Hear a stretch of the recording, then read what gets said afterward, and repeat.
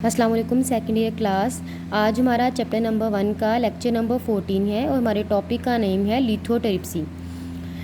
पहले हमने kidney problems के बारे में पढ़ा तो किडनी में किस तरह के स्टोन बनते हैं। अब हम उसके ट्रीटमेंट के बारे में पढ़ेंगे, जिसमें हमारा फर्स्ट ट्रीटमेंट है लिथोट्रिप्सी का।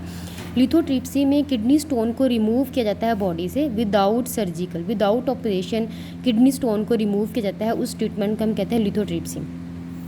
इस टेक्निक में क्या करते हैं, इस टेक्निक में अल्ट्रा वायलेट रेज यूज़ होती हैं, अल्ट्रासाउंड रेज यूज़ होती हैं। इसमें बाकायदा एक मशीन होती है, उस मशीन के ज़रिए जहाँ पर किडनी स्टोन मौजूद होगा, मिसाल के तौर पर अगर वो किडनी में है या यूटर में या गाल ब्लैडर में अगर स्टोन वो मौजूद है, तो वहाँ पर उस मशीन के ज़रिए हम एक्स्ट्रा कॉर्पोरल शॉक्स डालते हैं। एक्स्ट्रा कॉर्पोरल शॉक्स जैसे कि एक्स रेज होगी, अल्ट्रासाउंड्स होगी, इन रेज़ को बॉडी के बाहर से मशीन के ज़रिए उस स्टोन्स तक पहुँचाया जाता है। जब वो स्टोन्स को हिट करती हैं तो उसको छोटे छोटे पीसीज में, सैंड लाइक पीसीज में कन्वर्ट कर देते हैं, जिससे वो जो स्टोन्स हैं जब छोटे छोटे हो जाएंगे तो वो आराम से यूरिटर से गुजर सकते हैं, गाल ब्लैडर में से होते हुए बॉडी से बाहर आ सकते हैं यूरिन के ज़रिए। तो ये जो ट्रीटमेंट है ये बहुत इफ़ेक्टिव ट्रीटमेंट है और ये लेकिन थोड़ा एक्सपेंसिव ट्रीटमेंट है। Next, renal failure. अगर किडनी बिल्कुल ही फेल हो जाते हैं, अब किडनी फेल क्यों होंगे?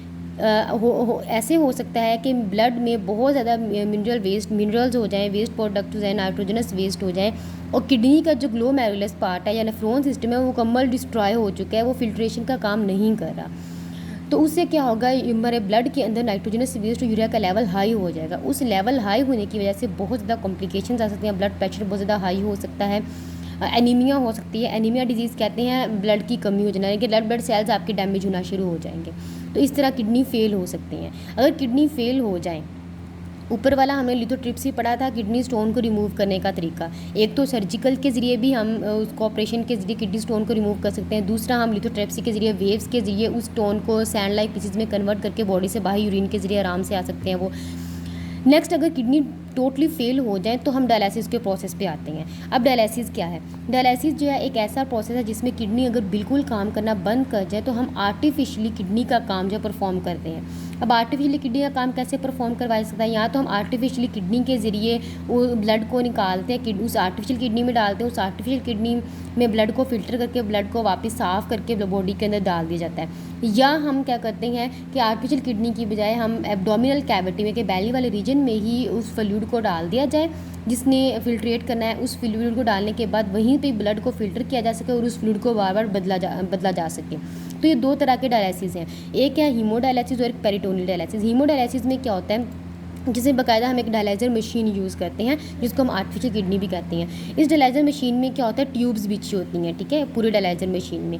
उन ट्यूब्स के अंदर पेशेंट के अंदर से ब्लड निकाला जाता है, उन ट्यूब्स में जाता है। अब उन ट्यूब्स के इर्द गिर्द वहाँ पर फ्लूइड मौजूद है, ठीक है। अब उस फ्लूइड के अंदर डायलिसिस फ्लूइड जिसे हम कहते हैं, वो डायलिसिस फ्लूइड मौजूद है। अब वो डायलिसिस फ्लूइड में ब्लड के अंदर जितना भी वेस्टेज मटेरियल है, नाइट्रोजनस वेस्ट है, अमाइनो एसिड्स हैं, साल्ट्स हैं, अमोनिया है, जितने भी नाइट्रोजनस वेस्ट हैं वो डिफ्यूजन के ज़रिए उसकी परमिबल मेम्ब्रेन से होते हुए उस फ्लूइड के अंदर एंटर हो जाएंगे, यानी कि स्टेन हो जाएंगे, फिल्टर हो जाएंगे, और ब्लड जो है वो साफ़ होके फिर पेशेंट के अंदर वापस चल जाता है। तो उससे जो हमारे पास जो डायलिसिस फ्लूइड होता है वो वेस्टेज से भर जाता है, उस डायलिसिस फ्लूइड को हम बाहर निकाल लेते हैं। तो ये है हीमोडायलिसिस, जिसमें हम बकाया डायलिसिस यूज़ करते हैं, जिसके अंदर थिन मेम्ब्रेन्स होती हैं, ब्लड उन मेम्ब्रेन्स के अंदर से गुजरता है और उस मेम्ब्रेन के भी डायलिसिस फ्लूइड मौजूद होता है। जितने भी एक्स्ट्रा साल्ट्स हैं, वाटर हैं, वो ब्लड के जरिए फिल्टर होकर डायलिसिस फ्लूइड में एंटर हो जाते हैं। उस डायलिसिस फ्लूइड को हम बॉडी फिर हम बाहर से मशीन से निकाल लेते हैं। दूसरा है पेरिटोनियल डायलिसिस। इसमें हम करते क्या है कि इस पेरिटोनियल डायलिसिस में एब्डोमिन वाले रीजन में बैली के अंदर ही जो एपिथेलियल लेयर होती है, इनके बैली की जो थिन लेयर होती है, इसको हम पेरिटोनियम कहते हैं, उसके अंदर हम डायलिसिस फ्लूइड को भर देते हैं। किसके ज़रिए? एक कैथेटर ट्यूब है, जो कैथेटर है वो ट्यूब है एक, उस ट्यूब के ज़रिए हम उस फ्लूइड को बॉडी के अंदर डाल देते हैं, बैली के अंदर। जब बैली के अंदर फ्लूइड भर जाता है फिर हम उस बैली के अंदर, क्योंकि हमारी कैपिलरीज आर्टरीज जा रही हैं, उस कैपिलरीज में से ब्लड जो है फिल्टर होना शुरू हो जाता है, उस फ्लूइड के अंदर सारे वेस्ट जमा होना शुरू हो जाते हैं। फिर उस फ्लूइड को हम कुछ टाइम के बाद उस फ्लूइड को निकाल लेते हैं, फिर न्यू फ्लूइड भरा जाता है बैली के अंदर। तो इसमें हम ब्लड को साफ़ करने के लिए, फ़िल्टर करने के लिए काफ़ी टाइम हमें ये फिल्ट्रेशन का प्रोसेस करना पड़ता है। पेरिटोनियल डायलिसिस में फ्लूइड को बार बार चेंज करना पड़ता है, इसलिए ये जो है वो काफ़ी पेनफुल ट्रीटमेंट भी है ये वाला। तो अगर किडनी जो है वो बिल्कुल ही फेल हो जाए, वो बिल्कुल ही फंक्शन परफॉर्म नहीं करे, तो किडनी ट्रांसप्लांट जो है वो लास्ट ऑप्शन बचता है। किडनी ट्रांसप्लांट में हम करते क्या है कि ये लास्ट स्टेज होती है, एंड स्टेज होती है, जिसमें किडनी बिल्कुल फेल हो जाती हैं, वर्क नहीं करती, उसे हम कहते हैं यूरीमिया, कि किडनी बिल्कुल ही फेल हो चुके होते हैं, बहुत ज़्यादा किडनी डैमेज हो चुके हैं, ना तो उनका फंक्शनल सिस्टम जो नेफ्रॉन काम कर रहा है, ना उसका किडनी का मेडुला वाला रीजन काम कर रहा है, कि ब्लड फिल्टर ही नहीं हो रहा। तो इसके लिए हम कहते हैं हम डोनर का किडनी देते हैं, हम किडनी को मैच करते हैं पेशेंट के साथ। अगर किडनी मैच हो जाए तो डोनर का किडनी उस पेशेंट की किडनी के अंदर ट्रांसफ़र कर जाता है।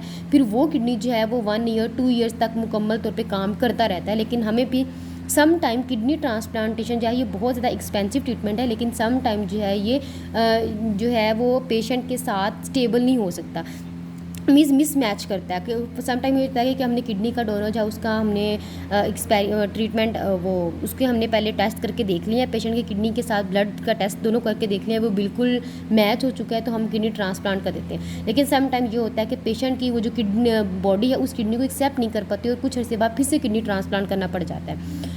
आल्दो ये बहुत एक्सपेंसिव है, लेकिन ये परमानेंट ट्रीटमेंट है। सम टाइम ये ट्रीटमेंट जो है वो सही साबित नहीं होता, ज़्यादा अर्से तक नहीं चलता। तो ये आज हमने लिथोट्रिप्सी के बारे में पढ़ा कि किडनी स्टोन को रिमूव कैसे करना है। अगर किडनी फेलियर हो जाए, यानी कि किडनी मुकम्मल तौर पर फेल जाए, तो कौन से हम ट्रीटमेंट अप्लाई करेंगे, डायलिसिस करेंगे। 2 टाइप्स के डायलिसिस हमने पढ़े, इसमें हीमोडायलिसिस और पेरिटोनियल डायलिसिस, जो हम किस तरह दूसरे डिफरेंट है। हीमोडायलिसिस जो है ये स्पेसिफिकली हम हॉस्पिटल्स में ही कर सकते हैं, क्योंकि इसमें डायलिसिस मशीन यूज़ होती है, हम इसमें घर में यूज़ नहीं कर सकते।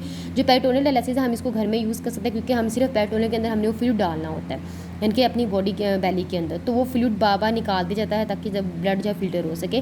तो ये हमें मैक्सिमम टाइम के लिए अप्लाई करना पड़ता है ताकि ब्लड को ज़्यादा साफ़ किया जा सके। और हीमोडायलिसिस हम वीक में 1 दफ़ा भी कर सकते हैं, ये हॉस्पिटल में ही होता है।